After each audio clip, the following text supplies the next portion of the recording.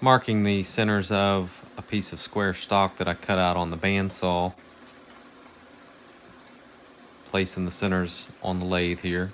This is a piece of walnut. It's probably about 2 inches by 2 inch square.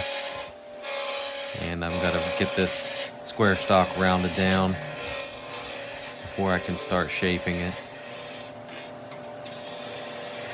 This tool I'm using right now is just called a roughing gouge. Its main purpose is to get the stock to a round shape. Sometimes I don't use cut-out stock, right off a bandsaw. I'll grab a piece of firewood if it's long enough that has some character, and that takes a little bit longer to get it round. So I'll spend a little more time in this stage right here, just getting it into a uniform round shape. I'm taking a parting tool here and just marking the ends of where the rolling pin is going to be. And a detail gouge here to make a nice little round over. Nice and smooth there. It's kind of my style lately. And I'm just trying to get the shape of a French rolling pin here. Each individual one is different. I use calipers there just to kind of make sure it's not way off, but I'm mainly in eyeballing it. Use calipers just to double check, and each pin is not the same, so each one's custom and just kind of what shape I'm feeling at the moment there.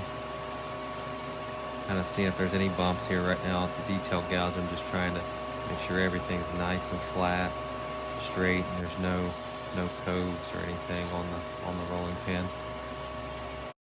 I start sanding with 150 grit sandpaper, 220, and then all the way up to 320 with the lathe on, and then I'll turn the lathe off, and the final step is to use some sandpaper with the grain, and this gets rid of any scratch marks and makes it look perfect.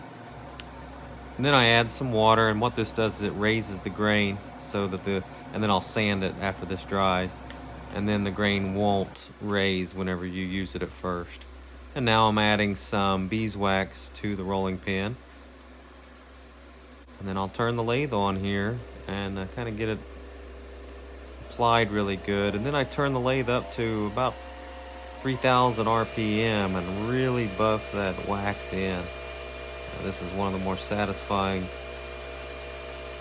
processes as you see it come to life right in front of your eyes.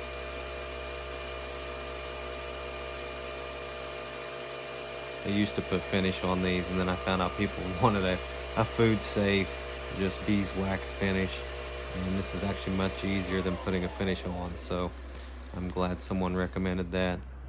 And that's the process of turning a walnut rolling pin. I like how it turned out.